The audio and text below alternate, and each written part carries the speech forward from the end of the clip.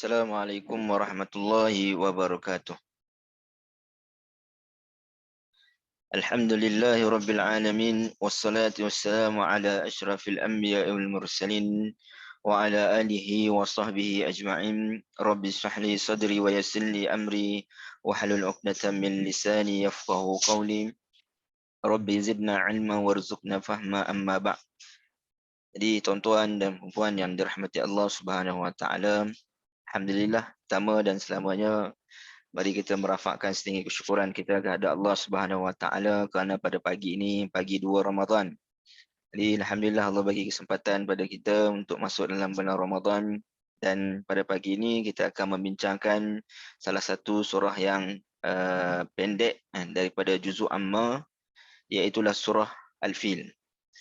Jadi insya-Allah akan terus kepada pembincangan surah Al-Fil. Baik. Jadi permulaannya kita melihat kepada latar belakang surah terlebih dahulu. Yang ini surah Al-Fil adalah merupakan salah satu daripada surah-surah Makkiyah yang membawa maksud surah-surah yang diturunkan sebelum daripada hijrah Nabi SAW. Pada fasa dakwah Nabi SAW di Makkah adalah selama 13 tahun. So surah Al-Fil ini antara surah yang diturunkan pada fasa itu, fasa dakwah Nabi SAW di Makkah.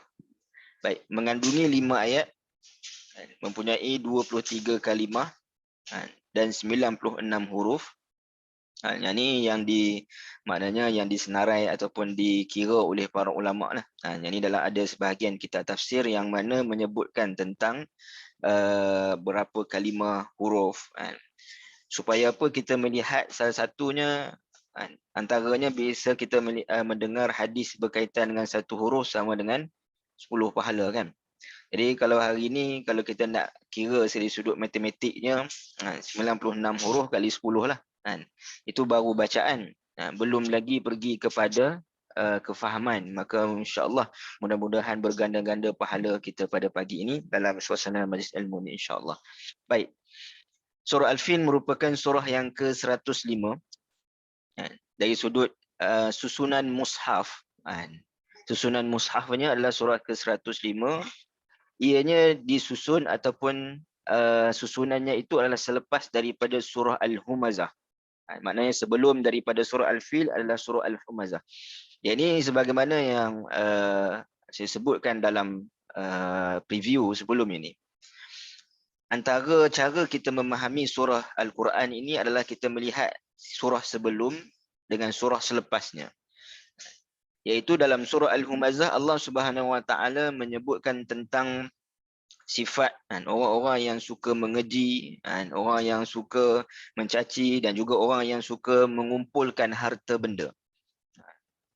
Maka di dalam surah Al-Fil Allah Subhanahu Wa Taala menyebutkan antara contoh orang yang mana sukakan kepada harta keduniaan, iaitulah Abrahah, yang mana berhasrat untuk memusnahkan Kaabah.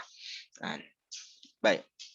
Kemudian dari sudut penurunan, jadi surah-surah dalam Al-Quran ini dia ada dari sudut tertib mushaf. Tertib mushaf ni yang kita nampak ataupun yang kita lihat di dalam mushaf lah, iaitu yang ke-105 kita sebutkan tadi. Namun dari sudut penurunan, maknanya bilakah ia diturunkan kepada Nabi ataupun yang keberapa ia diturunkan kepada Nabi SAW itu berbeza. Ya, ini turun kepada Nabi SAW, dia adalah surah yang ke-19. Surah-surah yang berada di dalam juzuk Amma, terutamanya surah-surah yang pendek-pendek ini, kebanyakan adalah surah-surah yang diturunkan pada awal dan pertengahan fasa dakwah Nabi SAW di Mekah. Kenapa? Kerana pada permulaannya, maknanya dakwah bila disampaikan, walaupun dengan perkataan ataupun ayat-ayatnya yang pendek, tetapi ia mempunyai kata-kata ataupun kalimah yang sangat memberikan kesan dan juga bekas kepada sasarannya. Ya, ini orang musyrikin Mekah. Jadi surah Al-Fil turun yang ke-19. Ya, ini turun selepas surah Al-Kafirun. Mana ni dari sudut penurunan, bukan dari sudut susunan mushaf. Dan kita melihat hikmahnya, munasabah ataupun keterikatannya. Kalau kita sebut tadi, dari sudut surah Al-Fil dengan surah Al-Humazah antaranya cerita tentang orang yang mana suka sifat-sifat orang yang suka mengumpulkan harta dunia, mengkaji dan sebagainya. Maka turun surah Al-Fil ataupun datangnya surah Al-Fil untuk menceritakan contoh kepada sifat ataupun sikap berkenaan. Jadi surah Al-Kafirun, Allah Subhanahu Wa Taala menjelaskan tentang agama yang manakah yang Allah Subhanahu Wa Taala redha. Ya, ini agama yang membawa kepada tauhid. Bukanlah agama yang mana kata boleh sembah esok sembah yang lain, hari ini sembah yang lain dan sebagainya. Dan Allah Subhanahu Wa Taala datangkan surah Al-Fil untuk menggambarkan kepada kita bahawa ataupun ketika mana ia diturunkan kepada Nabi SAW untuk menceritakan sebab daripada kisah berlakunya serangan ini adalah untuk orang musyrikin ini kembali untuk mentauhidkan Allah Subhanahu Wa Taala, sekaligus nak menggambarkan bahawa sesiapa sahaja yang bermusuh dengan agama tauhid ini, maka mereka pasti akan dikalahkan oleh Allah Subhanahu Wa Taala. Baik, itu dari sudut penurunan. Baik, dari sudut sirah di sebalik surah. Ini kalau kita sebutkan contoh asbabun nuzul ini ataupun disebutkan sebab turunnya ayat. Kerana sebahagian daripada ayat-ayat Al-Quran ini mempunyai sebab turunnya. Jadi sebab turun ini dia berlaku ketika mana peristiwa itu berlaku dan ayat Quran turun menjawab peristiwa tersebut ataupun menjawab persoalan-persoalan yang ditanyakan. Tetapi sirah di sebalik surah ini dia lebih luas. Background kepada sirah. Kerana cerita tentang Abrahah menyerang Kaabah ini bukan berlaku pada zaman Nabi SAW. Bahkan sebelum daripada kelahiran Nabi SAW.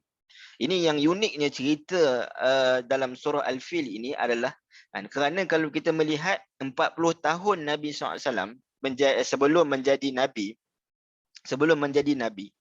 tidak ada satu pun kisah Nabi SAW yang ini daripada umur dilahirkan sampai umur 40 tahun yang Allah Subhanahu Wa Taala rakamkan di dalam Al-Quran. Tak ada satu kisah pun.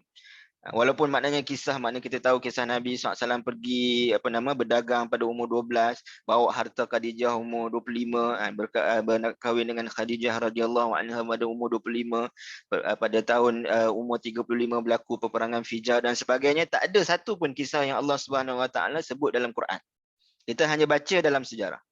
Tapi kenapa kisah ini yang berlaku sebelum daripada kelahiran Nabi SAW Allah datangkan, Allah bawakan dan kisahkannya di dalam Al-Quran? Maka sudah tentu dia ada satu sebab yang penting untuk ada perkara yang Allah Subhanahu Wa Taala ingin jelaskan, yang kita akan sebut selepas ini insya-Allah. Baik.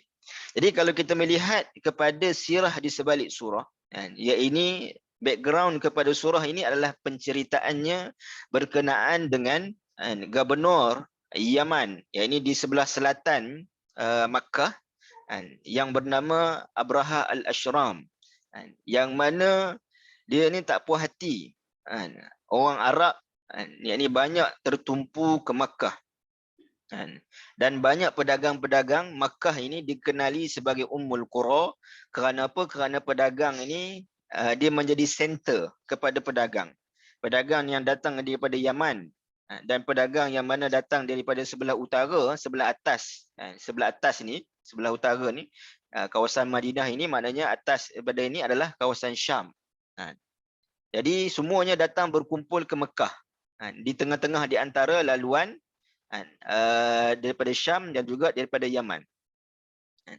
Dan ditambah pula di Makkah itu mengandungi ataupun di sana terdapat Baitul Haram yang menjadi tempat kita kata ritual keagamaan. Jadi menyebabkan orang rasa nak pergi. Macam kita sekarang lah. Yang ni kita rasa nak pergi ke Mekah tu kerana apa? Kerana makna kata kita nak menunaikan umrah, maknanya nak bersolat, nak berdoa di sana dan sebagainya. Jadi orang ada kecenderungan untuk pergi ke sana. Walaupun makna kata ritual itu adalah ritual cara jahiliah. Yang ni hajinya cara jahiliah dan sebagainya. Tetapi makna kata dia ada dari sudut perasaan tu. Perasaan nakkan selain daripada berlakunya aktiviti perdagangan, juga berlakunya dari sudut aktiviti ritual keagamaan. Baik. Jadi disebabkan itu Abrahah ini dia membina satu gereja di Sana'a. Ni di Sana'a ni. Ni kawasan Yaman. Yang mana dia membina gereja tersebut dengan harapan orang-orang ni akan berkumpul di Sana'a. Namun apa yang berlaku adalah gereja dia ini tidak dipedulikan pun. Bahkan ada disebutkan ada orang Arab dalam riwayat, maknanya letakkan najis di kawasan kiblat, di kawasan tempat, maknanya tempat dalam gereja tersebut. Yang menyebabkan Abrahah ni dia rasa marah. Jadi bila dia marah, maka dia pun menyediakan 13 ekor gajah dan 60,000 tentera. 60,000 tenteranya dan 13 ekor gajah. Dan ketika mana mereka bergerak daripada Yaman pergi ke Mekah, makna kata mereka antara perkara yang mereka buat adalah mereka merampas 200 ekor unta Quraisy. Ini untuk apa ni? Untuk mereka nak menggambarkan kami ini datang dengan tentera yang ramai, tentera yang kuat. Kamu nak serah diri kepada kami ataupun tidak? Bahkan dalam riwayat disebutkan orang Quraisy pada waktu itu dan orang Arab pada waktu itu, maknanya mereka berlari bertemperan, bersembunyi di belakang-belakang bukit dan juga belakang gunung kerana takut. Sebab apa? Sebab Abrahah ini datang dengan 13 ekor gajah. Dan disebut gajah ni menunjukkan kepada kekuatan yang tak terkalahkan. Yang ini gambaran kepada dari sudut kekuatan yang tak terkalah dengan 60,000 orang lagi. Maka dia datang satu gerombolan, mana kita kata pada waktu itu tidak ada satu kekuatan yang lebih kuat daripada kekuatan yang ada pada Abrahah. Baik.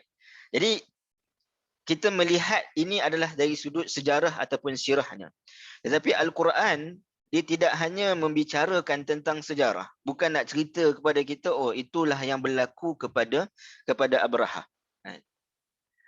Kerana kalau sejarah kita baca kitab sirah pun dah cukup. Tetapi kisah-kisah di dalam Al-Quran dia mempunyai hubungan, mempunyai ibrahnya, iaitu mempunyai pengajaran yang menjambatkan daripada kisah itu kepada realiti yang berlaku kepada kita dan juga sepanjang zaman. Maka dengan pengetahuan kita terhadap tema kepada surah ini, kita dapat meneliti ataupun kita dapat mengetahui hal tersebut. Sebab itu para ulama menyebutkan bahawa tema bagi surah Al-Fil ini adalah surah yang mana mengajak manusia kepada iman kepada Allah Subhanahu Wa Taala dengan memberikan penjelasan tentang kudrat Allah Subhanahu Wa Taala yang mampu untuk membinasakan orang-orang kafir. Yang mampu untuk membinasakan orang-orang kafir walau sebesar mana kekuatan yang mereka ada. Yang digambarkan pada waktu itu dengan Al-Fil. Jadi nama itu sendiri memberi tema kepada surah. Nama kepada surah itu memberi tema kepada surah. Ini temanya adalah yakni sebesar mana kekuatan musuh yang kita nampak. Kalau hari ini pun makna kata kadang-kadang kita melihat kekuatan ketenteraan dari sudut teknologi dan sebagainya, nampak musuh lebih advance daripada kita. Tetapi kita kena ingat sesuatu bahawa Allah Subhanahu Wa Taala mempunyai rencana dan rencana Allah Subhanahu Wa Taala itu lebih hebat.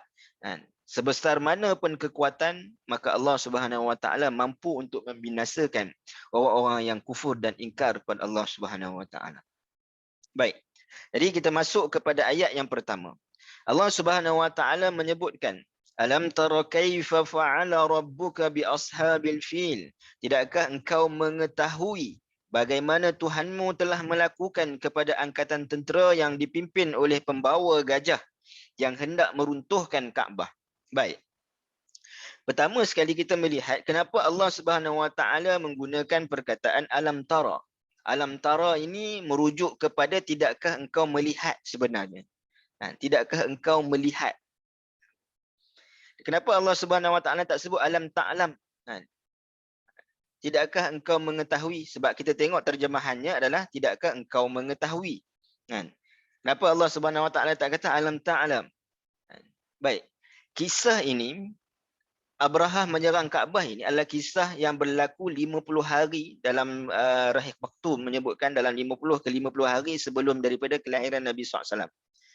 Dan baginda sendiri tidak menyaksikan, kita sebutkan tadi, peristiwa ini berlaku. Tetapi siapakah yang menyaksikan peristiwa ini berlaku? Orang-orang Quraisy. Makna kata peristiwa ini berbeza dengan peristiwa-peristiwa yang lain.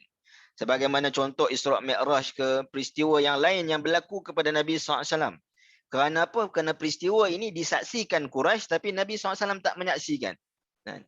Maknanya dari satu sudut, kisah ini menjadi viral dalam bahasa kita dan diceritakan dari sudut generasi ke generasi. Maka pengetahuan tentang kisah ini ibarat maknanya setiap orang boleh gambarkan macam mana.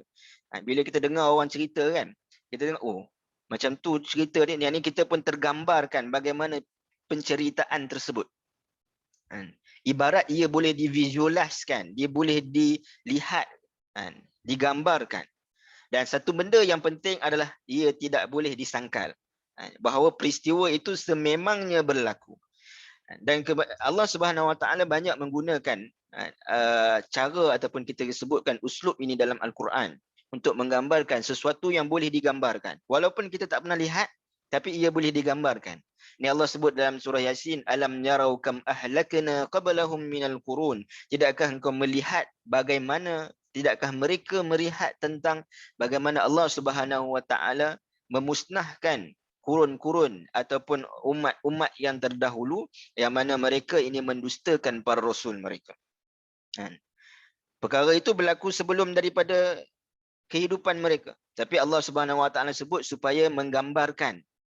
Bahkan nanti kita akan tengok cerita dalam surah Al-Fil ini adalah satu benda yang disebut dengan untuk kita nampak gambaran dahsyatnya berlaku ketika mana peristiwa ini berlaku. Baik. Dan paling penting, jawapan kepada kenapa surah ini didatangkan, walaupun ianya kita sebutkan tadi tidak disaksikan oleh Nabi SAW, yang ini sebelum daripada kelahiran Nabi SAW, walaupun semasa kehidupan Nabi SAW 40 tahun sebelum Islam tak pernah dirakam dalam Quran, sedangkan kisah ini berlaku sebelum Nabi SAW lahir. Kenapa didatangkan? Kerana walaupun cerita itu viral, fakta dari sudut peristiwa itu benar, tetapi tafsirannya salah. Apabila orang Quraisy ini dia cuba untuk membenarkan penyembahan berhala, seolah dia kata, tengok macam mana Allah jaga Kaabah kita dan juga berhala-berhala kita. Kalaulah kata makna burung itu betul lah ataupun perbuatan kita ini salah, maka burung itu sudah tentu akan menghancurkan Kaabah, akan menghancurkan berhala-berhala kita. Ini tak, dia hanya menghancurkan tentera-tentera. Ini menunjukkan apa yang kita buat ini benar. Jadi tafsirannya itu salah. Maka selepas 40 tahun, 50 tahun, iaitu berlakunya peristiwa, Allah Subhanahu Wa Taala mendatangkan surah ini membentulkan tafsiran kepada apa yang disebarkan, sekaligus untuk menyebutkan kepada Quraisy dan juga kepada orang musyrikin seluruhnya bahawa tidak ada kekuatan yang dapat menandingi kekuatan Allah Subhanahu Wa Taala. Dan hikmah daripada Allah Subhanahu Wa Taala memilih alam tara bukan alam ta'lam adalah kerana kisah ini boleh divisualkan. Yang ini digambarkan suasana kejadiannya. Sedangkan alam ta'lam ni kadang-kadang macam Allah Subhanahu Wa Taala sebut alam ta'lam annallaha ala kulli syai'in qadir. Tidakkah engkau mengetahui bahawa Allah Subhanahu Wa Taala ni pada semua perkara Allah Subhanahu Wa Taala ni mampu. Memang kita tak tergambar pun kemampuan Allah Subhanahu Wa Taala. Tapi kalau dalam peristiwa yang mana manusia boleh menggambarkannya walaupun tak pernah tengok, maka Allah Subhanahu Wa Taala sebutkan alam tara. Supaya kita menggambarkan bagaimana kebinasaan yang berlaku kepada Abrahah dan juga tentera-tenteranya. Dan juga kepada orang Quraisy, yang mana tidakkah kamu, walaupun ayat ini ditujukan kepada Nabi SAW, tapi dia juga merupakan peringatan kepada Quraisy. Baik. Allah Subhanahu Wa Taala menyebutkan alam tara kaifa fa'ala rabbuka. Tidakkah engkau melihat bagaimana Tuhanmu melakukan? Kenapa Allah Subhanahu Wa Taala tak sebutkan alam tara ma fa'al? Tidakkah engkau mengetahui apa yang Tuhan kamu lakukan? Kenapa Allah Subhanahu Wa Taala sebut kaifa, bagaimana? Tak sebutkan apa yang berlaku, tapi disebut bagaimana yang dilakukan oleh Allah Subhanahu Wa Taala.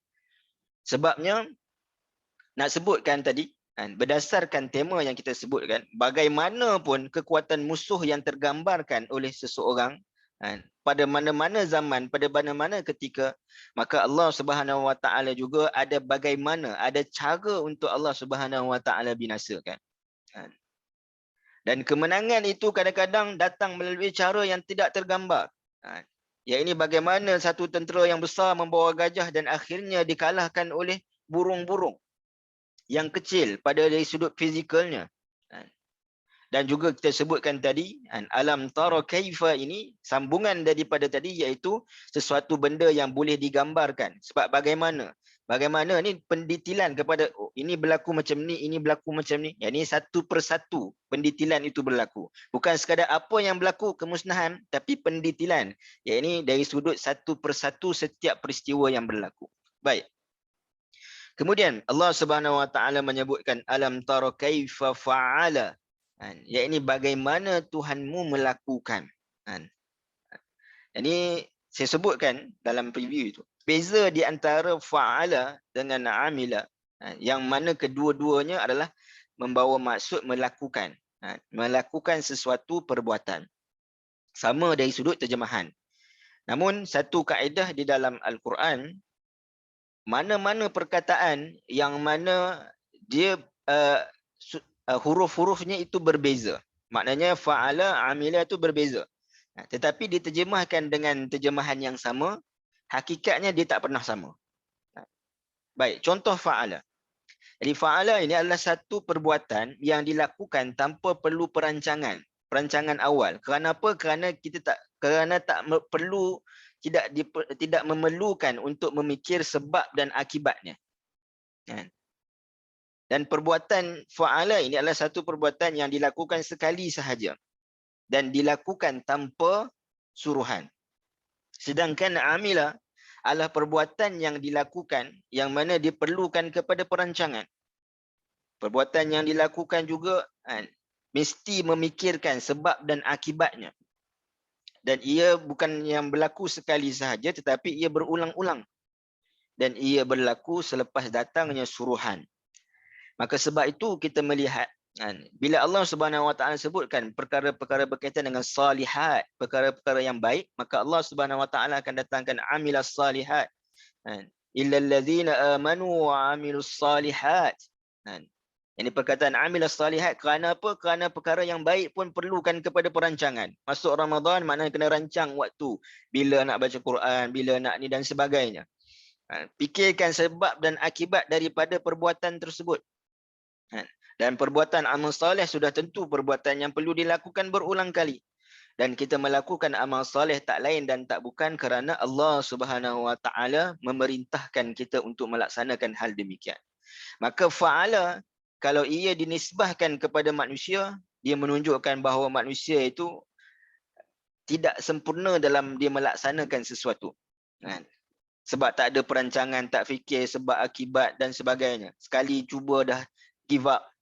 Tapi bagi Allah Subhanahu Wa Taala, bila dinisbahkan kepada Allah Subhanahu Wa Taala, maka Allah Subhanahu Wa Taala merancang tetapi tidak memerlukan perancangan seperti mana kita. Kan?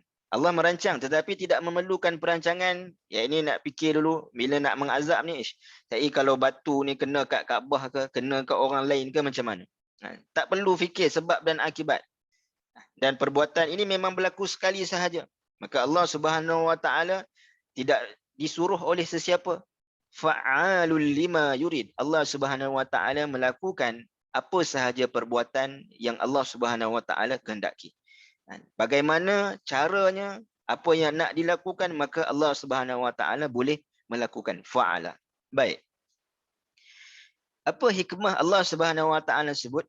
Alam tara kaifa fa'ala rabbuka. Ya, ini makna Rabbik ini, iaitu Rabbuka. Dan hikmah penggunaannya. Bila kita sebutkan Rabb ini, sekurang-kurangnya dia ada 3 makna. Iaitulah makna yang pertama, mendidik. Rabb ini maknanya mendidik. Murabbi, kita sebut tentang murabbi, orang yang mendidik. Ya, ini nak sebutkan bagaimana kisah ini sepatutnya menjadi didikan kepada orang-orang Quraisy, bahawasanya sesuatu yang mana siapa sahaja yang menentang agama Allah Subhanahu Wa Taala, kekuatannya bagaimanapun Allah Subhanahu Wa Taala mampu untuk memusnahkannya. Mendidik. Memelihara, bukan sekadar memelihara Kaabah ini, Allah Subhanahu Wa Taala nak berikan juga berita gembira kepada Nabi, sebab disebutkan Rabbuka, Tuhan kamu, iaitu Tuhan kamu memelihara Kaabah dahulu, maka Tuhan kamu juga boleh memelihara kamu daripada tentangan-tentangan dan juga daripada provokasi yang dilakukan oleh orang Quraisy. Rabbuka, Allah Subhanahu Wa Taala yang memiliki Kaabah itu. Maka Allah Subhanahu Wa Taala mengurus takbir urusannya. Dan Allah Subhanahu Wa Taala juga memiliki manusia keseluruhannya. Maka Allah Subhanahu Wa Taala yang mengurus takbir kehidupan manusia.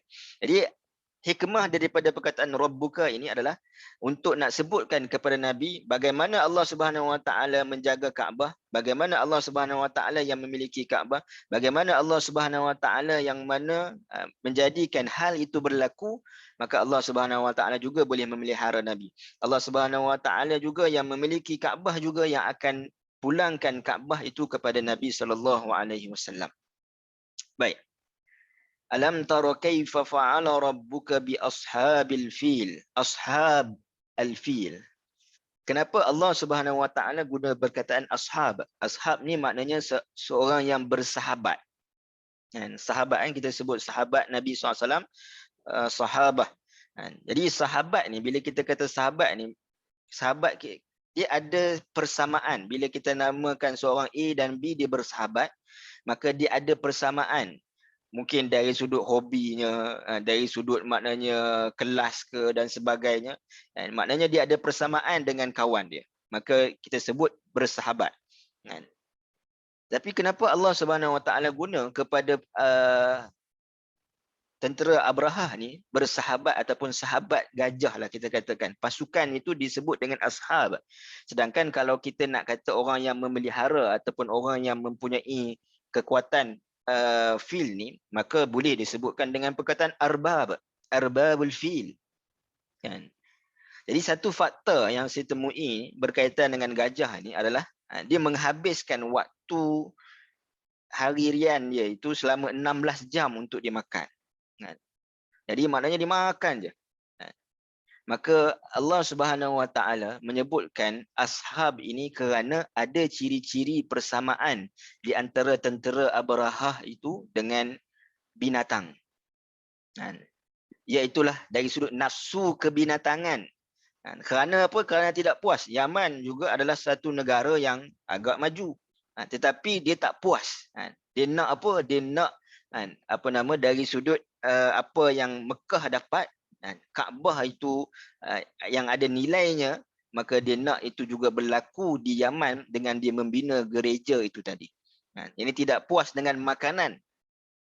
Dan menjadikan makna kata dari sudut harta, dari sudut pangkat, sebab Abraham ni gubernur, raja ni adalah Raja Najasyi.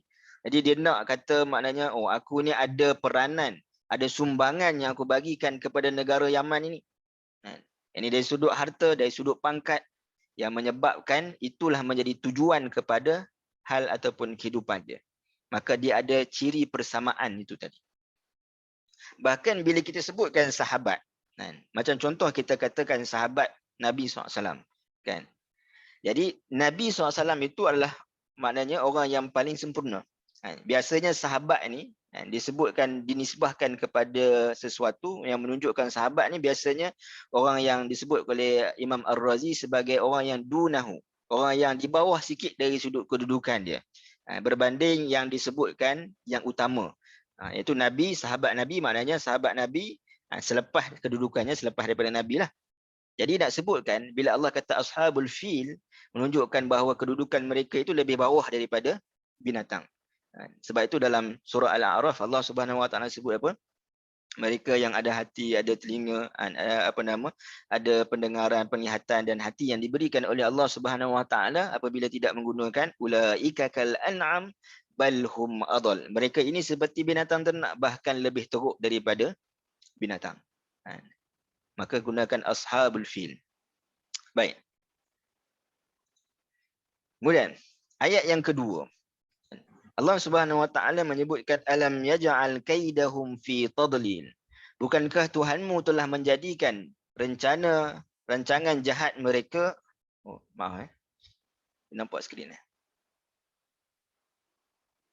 alam yaj'al kaidahum fi tadlil. Sekejap. Skrin terpadam. Bismillah.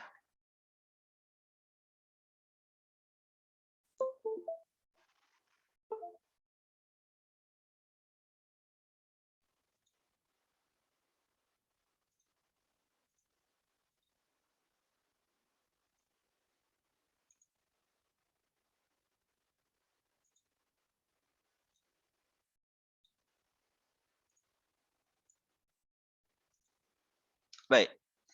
Allah Subhanahu Wa Taala sebutkan kemudiannya pada ayat yang kedua, alam yaj'al kaidahum fi tadlil. Bukankah Tuhanmu telah menjadikan rencana jahat mereka dalam keadaan yang rugi dan memusnahkan mereka. Baik. Alam yaj'al. Ini persoalan yang kedua selepas alam tara. Ini datangnya alam yaj'al. Ini persoalan yang kedua untuk mengukuhkan kudrat Allah Subhanahu Wa Taala. Tidakkah kamu melihat perkara itu telah berlaku? Dan satu itu perkara yang besar. Dan yang kedua, bagaimana hal itu berlaku? Maka alam yaj'al. Tidakkah kamu, maknanya bukankah Allah Subhanahu Wa Taala menjadikan, yakni kaidu, yakni kaidihim, yakni mereka punya tipu daya itu fi tadlil, yakni musnah. Baik. Jadi ayat yang kedua nak mengukuhkan tentang kudrat Allah Subhanahu Wa Taala dalam membinasakan orang kafir. Ini caranya bagaimana? Tema, balik pada tema. Baik. Ini perkataan yaj'al ini menunjukkan kepada makna menjadikan sesuatu. Dengan makna mengubah sesuatu yang telah ada atau yang dirancang kepada sesuatu yang lain. Sebagai contoh dalam permulaan surah Al-An'am, Allah Subhanahu Wa Taala sebut alhamdulillahillazi khalaqas samawati wal ard. Segala puji bagi Allah yang menciptakan, khalaqa, yang menciptakan langit dan juga bumi. Wa ja'ala dhulumati wan nur, yang menjadikan daripada penciptaan langit dan bumi itu siang dan malam. Maka nak sebutkan khalaqa ini adalah satu makna menunjukkan kepada penciptaan yang asas. Tapi ja'ala ini adalah satu perkataan yang membawa maksud berlaku transformasi. Perubahan kepada ataupun daripada sedia ada itu apa yang digubah menjadi apa. Baik. Kenapa nak sebutkan ini? Nak sebutkan bahawa dalam kita melihat tadi bahawa Abrahah ini dia merancang nak serang Kaabah dengan gajah. Tetapi apa yang berlaku, gajah itu dia tak mau bergerak. Disebut dalam kitab sirah bahawa bila sampai di satu tempat yang bernama Wadi Muhassir, yang ini berdekatan dengan antara Muzdalifah dengan Mina. Ini Wadi Muhassir ni, bila bawa ataupun suruh dia jalan menuju ke Kaabah, ke Mekah, dia tak berjalan, gajah tak berjalan. Tapi bila mana suruh jalan balik ke arah Yaman, dia bergerak. Jadi nak sebutkan perancangan mereka itu dari sudut asalnya mereka merancang nak serang Kaabah itu dengan menggunakan gajah. Tapi Allah Subhanahu Wa Taala yaj'al, Allah ubah dari sudut bagaimana perancangan mereka itu, akhirnya Allah ubah Yang ni gajah itu dia tak mau bergerak. Kan? Wa makaru wa makarallah wallahu khairul makirin. Yang ni mereka merancang dan Allah Subhanahu Wa Taala merancang, dan perancangan Allah Subhanahu Wa Taala itu lebih baik. Dan mereka juga tadi kita sebut merampas unta, kan? Orang musyrikin Mekah, kan? Dengan harapan apa? Orang musyrikin ni tunduk kepada Abraha. Tetapi orang musyrikin ni, orang Quraisy ni, mereka hantar siapa? Abdul Muttalib, datuk Nabi SAW. Nanti dalam surah Quraisy kita sebut bagaimana pengaruh datuk Nabi SAW ni menyediakan Nabi SAW ini menjadi seorang Nabi yang mana mempunyai pengaruh. Jadi Abdul Muttalib ini merupakan orang yang berpengaruh dalam kalangan Quraisy. Jadi dihantar Abdul Muttalib ni untuk berjumpa Abraha. Bila dia jumpa Abraha, dia kata apa kat Abraha? Pulangkan balik unta-unta aku. Jadi Abraha terkejut. Kamu dia harapkan, makna kata dengan dia merampas unta-unta ni supaya orang Quraisy ni tunduk pada dia. Nak serah diri. Tapi Abdul Muttalib kata apa? Aku ini adalah arbabul ibil. Aku ini orang yang menjaga unta. Tetapi Kaabah itu dia ada Rabb dia. Dia ada Tuhan yang menjaganya. Jadi lagi marah dia. Yang menyebabkan dia lagi trigger nak memusnahkan Kaabah. Dan Allah Subhanahu Wa Taala mendatangkan dengan yaj'al ini dalam bentuk present tense. Ini yang menunjukkan kepada sesuatu yang berlaku pada waktu itu. Yang tengah berlaku. Sedangkan cerita ini adalah peristiwa yang telah berlaku. Ini nak menunjukkan bahawa tadi kita sebutkan tentang Allah Subhanahu Wa Taala mampu untuk mengubah dari sudut bagaimanapun kekuatan musuh pada waktu itu, pada peristiwa itu, dan juga pada zaman Nabi SAW hinggalah pada zaman kita dan sampai kepada akhir zaman. Allah Subhanahu Wa Taala mampu untuk mengubah apa jua perancangan musuh kepada sesuatu benda yang mana lebih baik yang Allah Subhanahu Wa Taala rancangkan. Ini apabila Allah berkehendakkan untuk memusnahkannya. Fi tadlil. Baik. Kaidahum. Baik, kaid ini maknanya adalah tipu daya ataupun maknanya menginginkan kemudaratan bagi pihak yang lain secara tersembunyi. Bila kita kata tipu daya ataupun tipu helah ni, kita nak orang lain musnah dalam keadaan tersembunyi. Tapi apa yang berlaku, serangan kepada Kaabah ini adalah satu benda yang viral. Sebelum daripada serangan itu dah diketahui bahawa ni Abraha nak main musnahkan ni. Sebab tu mereka lari bertempiaran ke bukit dan juga gunung. Jadi nak sebutkan sebab tadi kita kata serangan yang zahirnya apa? Iaitu dia marahkan orang Arab yang buang najis di gereja. Tapi Allah Subhanahu Wa Taala membongkarkan bahawa tujuan daripada dia serang Kaabah itu adalah kerana hasad. Kerana dengkinya terhadap orang Arab, kerana keinginan dia kepada harta, kerana keinginan dia kepada pangkat, untuk dia menguasai Kaabah dan juga menguasai dari sudut tadi perdagangan ni tadi. Baik. Tak dengar? Kalau ada yang lain? Okey je. Boleh dengar jelas? Boleh dengar jelas? Okey, jelas. Ya. Yang lain boleh dengar jelas. Maknanya ada gangguan pada Puan Ahmad. Baik. Baik. Baik. Saya sambung Jadi kita tengok tipu helah ni, musuh ni, dia buat apa? Dia menjadikan agama sebagai modal peperangan. Iaitu dia kononnya nak menjaga kesucian gereja. Sebab apa? Sebab najis dibuang di dalam gereja. Walhal sebenarnya dia ada tujuan yang lain. Tidakkah ini berlaku pada sekarang ini? Yang mana musuh-musuh ni kononnya nak serang, tujuannya apa? Nak menghancurkan, katanya teroris dan sebagainya. Masuk ke Afghanistan, masuk ke Iraq dan sebagainya. Tujuannya kononnya adalah dari sudut agama. Yang ini nak menjaga keselamatan, sejagat. Tetapi ada perkara-perkara yang lain, tujuan-tujuan yang lain, minyaknya dan sebagainya. Dan Allah Subhanahu Wa Taala bongkar daripada kisah ini. Perkara ini memang perkara yang akan berulang, akan berlaku pada setiap masa. Dan maka tipu daya itu fi tadlil, Allah Subhanahu Wa Taala susahkan, maknanya gagalkan dan batalkan perancangannya. Baik. Kemudian Ayat yang ketiga, Allah Subhanahu wa taala menyebutkan wa arsala alaihim tayran ababil, dan ia telah menghantar kepada mereka rombongan burung berpasukan. Baik. Arsala. Ini menarik bila dalam Quran, ayat tadi kita kata Allah Subhanahu wa taala guna present tense. Sekarang ni bila Allah kata wa arsala, Allah guna perkataan past tense. Satu yang telah berlaku. Kenapa? Bila disebutkan past tense ini adalah lil tahqiq. Yang ini nak menggambarkan bahawa benda tu memang dah berlaku. Sebab tu dalam Quran cerita tentang hari akhirat kan. Izas sama unsyaqqat, izas sama fatarat, cerita tentang hari akhirat disebut dengan past tense, benda yang telah berlalu. Bukan ia telah berlaku tapi nak menunjukkan bahawa ia pasti berlaku. Jadi bila disebutkan dengan past tense menunjukkan ia pasti berlaku. Dan satu benda yang kita fahami bahawa ia tidak akan berulang. Makna kata dari sudut datangnya burung yang ramai-ramai yang mana akan memusnahkan musuh-musuh itu tidak akan berulang pada zaman Nabi sampailah pada zaman akhir zaman. Benda itu tak akan berulang.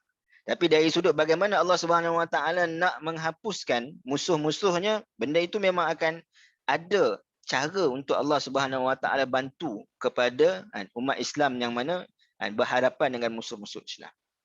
Baik. Dan bila Allah Subhanahu wa taala sebut wa arsala alaihim, maknanya perkataan ni membawa maksud ala, iaitu membawa maksud di atas. Kan? Yang menunjukkan bahawa tidak ada kuasa yang boleh menandingi kuasa Allah Subhanahu wa taala. Yang mana kuasa itu datang daripada atas. Jadi atas daripada segala kekuatan.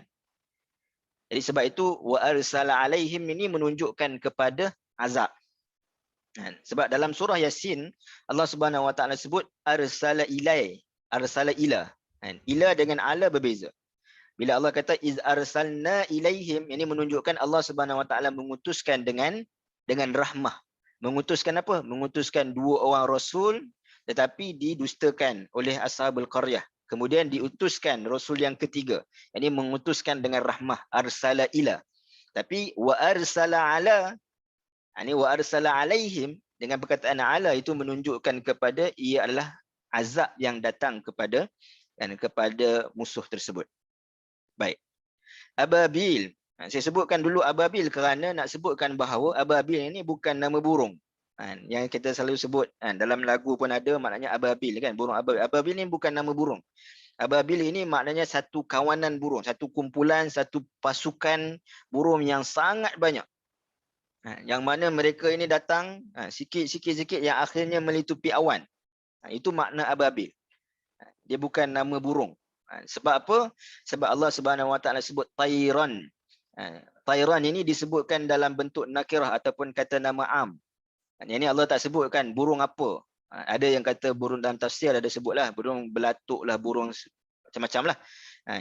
Kan dalam surah An-Nahlu dan surah An-Namlu Allah sebutkan tentang antara nama burung adalah hudhud kan. Tapi di sini Allah Subhanahu wa taala tak sebutkan nama burung, itu burung apa. Apa tujuan Allah Subhanahu wa taala tak sebutkan nama burung? Tujuannya adalah untuk litahqir, untuk kehinaan, dan juga litafkhim, untuk menunjukkan kehebatan Allah Subhanahu wa taala. Macam mana kita ibarat macam inilah. Kalau orang tanya, macam mana Abraha itu dimusnahkan? Maka kita kata jawapannya adalah musnahkan dengan burung. Burung apa? Burung. Ini tak tahu, tak boleh nak sebut burung apa. Hanya disebutkan burung. Oh, dengan burung, maksudnya sebab kebiasaan burung ni adalah dia adalah haiwan yang kecil. Jadi macam mana haiwan yang kecil ni? Kalau kita sebut mungkin burung garuda ke burung helang ataupun burung-burung yang besar lah. Mungkin ada logiknya. Tapi bila kita sebutkan burung sahaja, dia menunjukkan kepada penghinaan. Dimusnahkan burung yang musnahkan gajah tu. Seolah-olah kita bercakap sedemikian.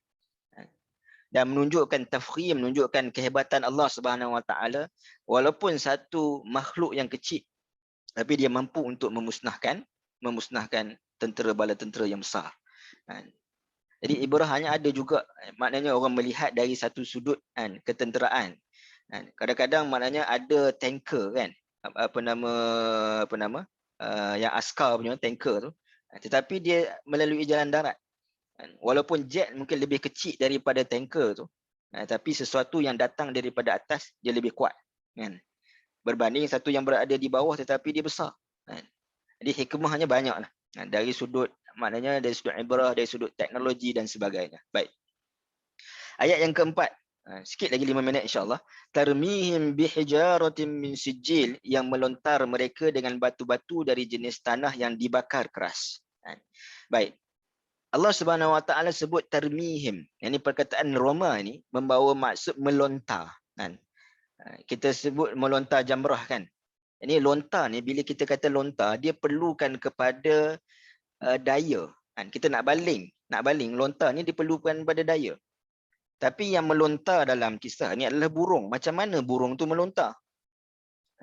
Kisahnya sebab burung ni maknanya dia hanya melepaskan. Macam mana dia melontar? Maka burung itu hanya kita katakan gambaran tentang satu benda yang kecil yang mampu memusnahkan satu benda yang besar. Kerana apa? Hakikatnya wa ma ramaita idz ramaita walakinallaha rama. Yang ini tidaklah burung itu yang melontarkan, melainkan ianya adalah daripada Allah Subhanahu Wa Taala. Sekali lagi perkataan tarmihim ini datang dalam bentuk datang dalam bentuk present tense. Yang ini menunjukkan bahawa Allah Subhanahu Wa Taala mampu untuk melontarkan, yang ini menghapuskan dengan apa jua cara untuk memusnahkan musuh Allah Subhanahu Wa Taala. Sebagaimana yang berlaku dalam peperangan Badar. Ayat ini dalam wa ma ramaita iz ramaita walakinallaha rama adalah cerita dalam surah Al-Anfal. Ini cerita tentang perang Badar. Maknanya Allah Subhanahu Wa Taala yang melontar kepada ashabul fil itu, Allah jugalah yang mana mendatangkan maknanya lontaran-lontaran yang mana mematikan musuh-musuh di dalam perangan Badar. Dan Allah Subhanahu Wa Taala sentiasa maknanya boleh membantu orang beriman untuk melontar kepada orang musuh-musuh Islam. Baik. Jadi keadaan yang disebut dalam kitab tafsir tarmihim bihijaratin ini, setiap burung itu membawa lebih kurang 3 ketul batu. 1 di paruh dan 2 lagi di kakinya. Persoalan, kenapa Allah Subhanahu Wa Taala mendatangkan burung? Kenapa tak terus lontar batu daripada langit sebagaimana kaum Lut? Allah Subhanahu Wa Taala sebut wa amtarna alaihim hijaratan min sijil. Dalam surah Hud 82 dan surah Al-Hijr ayat 74, Allah ceritakan tentang bagaimana kaum Lut ni directly daripada langit Allah Subhanahu Wa Taala lontarkan batu. Apa hikmah Allah sebutkan tentang burung? Sebabnya dia ada kaitan dengan legasi Nabi Ibrahim alaihi salam. Yang tu nanti kita akan cerita dalam surah Quraisy lebih lanjutlah. Kan cerita Nabi Ibrahim dalam suratul Baqarah ada cerita peristiwa tentang Nabi Ibrahim dan burung. Jadi Allah Subhanahu Wa Taala nak sebutkan tentang burung yang menjadi salah satu tanda maknanya Nabi Ibrahim meyakini adanya hari kiamat. Dengan maknanya burung yang mati kemudian dihimpunkan semula, maka burung-burung itulah tanda kekuasaan Allah Subhanahu Wa Taala kepada orang Quraisy juga yang mereka mengaku bahawa mereka ini adalah agama Nabi Ibrahim. Sedangkan Nabi Ibrahim tidak menyembah berhala, bahkan dia yang memecahkan berhala. Jadi bagaimana boleh kamu kata kamu mengikut Nabi Ibrahim sedangkan apa yang kamu bawa, apa yang kamu lakukan berbeza dengan Nabi Ibrahim. Baik. Maksud min sijil, iaitu maknanya adalah batu yang bercampur tanah yang kering akibat panas terik. Kalau kita tengok di kawasan padang pasir, tanah yang sangat kering, dia punya tanah dia tu bila bercampur batu dikeraskan. Jadi batu tu yang dimaksudkan. Yang ni panas terik, sebab sijil ni maknanya adalah kepanasan. Antara maknanya adalah tempat yang panas, maknanya burung itu kutip batu-batu di tempat yang panas, yang batu itu keras. Maka dilontarkan. Dan ada juga makna min sijil ni kata para ulama, maknanya batu daripada api neraka. Dan uniknya bila kita kata batu daripada api neraka, macam mana burung boleh bawa batu daripada api neraka? Sedangkan maknanya api neraka kita tahu bahawa berganda-ganda lebih panas daripada api dunia. Bagaimana seekor burung yang kecil tu pegang batu tak terbakar? Juga ada kaitannya dengan Nabi Ibrahim. Nabi Ibrahim yang masuk ke dalam api yang tidak terbakar. Dan akhirnya batu itu min sijil, disebutkan sijil dalam Al-Quran. Allah Subhanahu Wa Taala sebutkan tentang sijil dalam surah Al-Anbiya. Saya tulis surah Anbiya. Yauma natwis sama'i qata'is sijli lil kutub. Ya, ini Allah Subhanahu Wa Taala sebut pada hari akhirat Allah Subhanahu Wa Taala akan gulung, natwi ini akan gulung langit ini sebagaimana sijil digulungkan. Sijil kita dapat apa ni, anak kita ataupun kita maknanya graduate dapat sijil yang bergulung kan. Apa yang ada pada sijil itu? Nama orang yang graduate. Jadi nak sebutkan maknanya batu-batu yang dibawa oleh burung ini, setiap daripada batu itu telah ada nama-namanya yang mana telah tersijil, telah tercatat pada batu itu, maknanya untuk menghapuskan setiap daripada 60,000 kan, tentera Abrahah. Tidak ada satu pun yang tinggal, yang mati. Baik. Dan kemudian ayat yang terakhir Allah Subhanahu Wa Taala sebut faja'alahum ka'asfin ma'kul, lalu ia menjadi mereka hancur berkecai seperti daun yang dimakan ulat. Ini satu benda visual yang boleh kita gambarkan bagaimana Allah Subhanahu Wa Taala sebut faja'alahum, sekali lagi dengan past tense, menunjukkan bahawa nak membenarkan peristiwa ini berlaku, tetapi peristiwa ini tidak akan berulang. Dan ini kita nak melihat bahawa mungkin musuh-musuh ini kena batu habis terbakar badan. Benda itu tak berulang. Bila Allah Subhanahu Wa Taala sebut faja'alahum ka'asfin, asfin ini maknanya angin. Tapi dalam terjemahan ini juga menunjukkan kepada daun. Maknanya daun yang gugur yang dibawa terbang oleh angin. Ka'asfin. Jadi daun yang gugur dibawa terbang oleh angin adalah satu daun yang tidak diendahkan keadaannya. Dibiarkan begitu saja. Kita pijak pun tak ada masalah. Kita pun tak heran kalau kita pijak daun-daun kering kan. Bunyi kerak kerak kerak. Ini sesuatu yang tak diendahkan. Makul, iaitu dia dimakan. Bayangkan satu daun yang dimakan oleh ulat, maka daun itu berlubang-lubang. Dan begitulah nak sebutkan tubuh tentera-tentera Abrahah ini yang mana ditembusi dengan batu. Jadi kita boleh gambarkan keadaan azab yang kena kepada tentera bergajah ini adalah antaranya disebutkan oleh para ulama, makna faja'alahum ka'asfin ma'kul ada dua tafsiran. Yang pertama, batu itu panas, yang mana apabila kena pada badan-badan tentera bergajah, maka dia menembusi badan-badan mereka. Ada yang kata maknanya kena di atas kepala dan tembus daripada belakang tentera bergajah, dan tafsir disebutkan. Dan makna yang kedua iaitulah batu itu mengandungi racun, hingga kan apabila terkena pada kulit, maknanya kulit itu melecur dan menjadi reput dan akhirnya terputus anggota badan, yang menyebabkan ia berkeadaan seperti daun yang dimakan oleh ulat. Jadi nak kata besar, betapa besarnya kemurkaan Allah Subhanahu Wa Taala kepada mereka yang mana merancana untuk memusnahkan Kaabah. Cuma satu persoalan yang kita terfikir, yang membawa berhala ke dalam Kaabah di kawasan Makkah itu adalah orang musyrikin. Tetapi Allah Subhanahu Wa Taala tidak memusnahkan sebagaimana Allah Subhanahu Wa Taala memusnahkan Abrahah. Sedangkan yang membawa berhala ke Kaabah itu maknanya itu lebih besar, menyebabkan orang syirik. Tapi kenapa Allah Subhanahu Wa Taala memusnahkan Abrahah, tidak memusnahkan orang musyrikin? Antaranya adalah dari sudut penyembahan berhala, memang itu satu benda yang besar, tetapi ia berkaitan dengan hak Allah Subhanahu Wa Taala. Maka Allah Subhanahu Wa Taala ni rahmat, dan kerahmatan itu berlaku apabila apa? Wa ma arsalnaka illa rahmatan lil alamin. Rahmat itu berlaku kerana tahun itu 50 hari kemudiannya Nabi SAW nak lahir. Yang betapa rahmatnya Allah Subhanahu Wa Taala, dan bagaimana Nabi SAW itu membawa rahmat. Allah Subhanahu Wa Taala sebut dalam surah Al-Anfal, wa ma kunna mu'azzibina.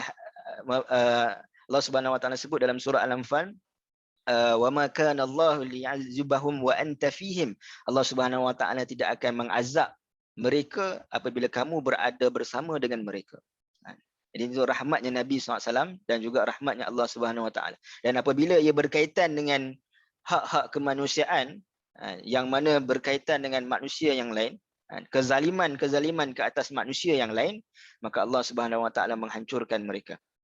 Jadi sebagaimana yang kita sebutkan tadi penutupnya kepada surah Al-Fil, yakni temanya berkaitan dengan sebesar mana pun musuh-musuh Islam, musuh-musuh Allah Subhanahu Wa Taala yang digambarkan dengan fil, dengan gajah itu tadi, maka Allah Subhanahu Wa Taala mampu untuk memusnahkannya.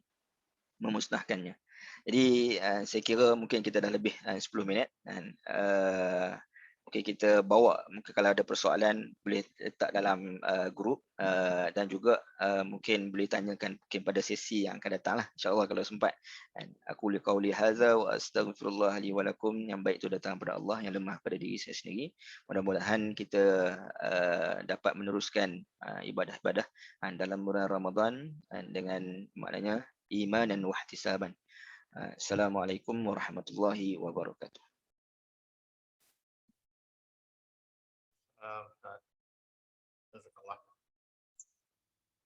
Alhamdulillah, Ustaz. Assalamualaikum Soalan warahmatullahi wabarakatuh. tanya sesi depan. Itulah.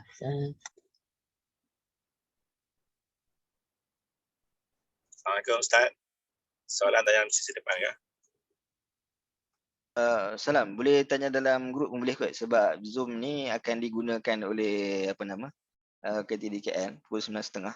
Jadi boleh tanya dalam grup lah insya-Allah.